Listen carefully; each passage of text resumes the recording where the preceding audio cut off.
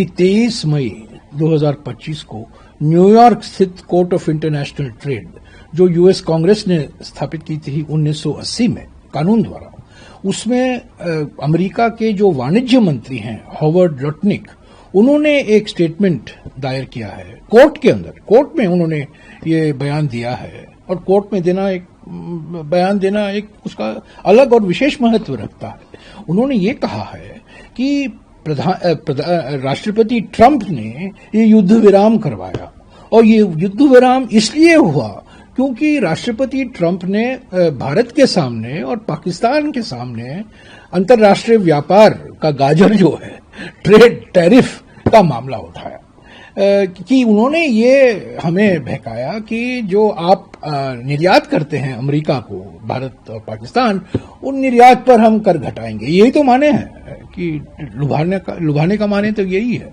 तो देखिए, राष्ट्रपति ट्रंप ने तो 3 देशों में, अमेरिका में, सऊदी अरेबिया में और कतर में 11 दिन में 8 बार कहा है कि मेरे वजह से ये युद्ध विराम हुआ है, और मैंने टैरिफ का जो इस्तेमाल किया है, और दोनों देशों को कहा है कि अंतर्राष्ट्रीय व्यापार बढ़ेगा अगर आप युद्ध विराम करवाओगे।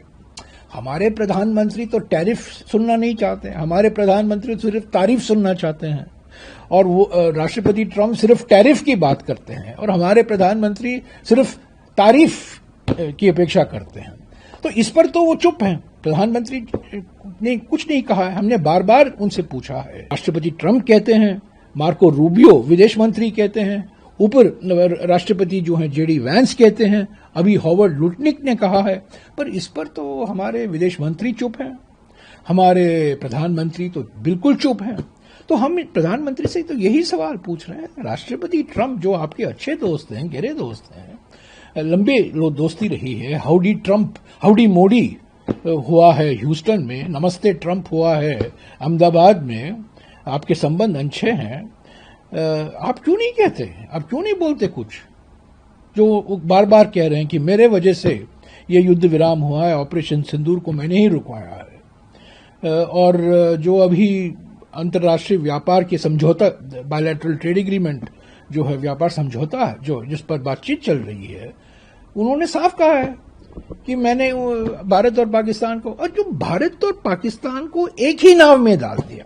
देखिए, भारत का नाव अलग है, पाकिस्तान का नाव अलग है। भारत की अर्थव्यवस्था पाकिस्तान की अर्थव्यवस्था की तुलना 10 गुना बड़ा है, पर ये दोनों एक ही नाव में अभी आ गए हैं। ये कैसे हो सकता है?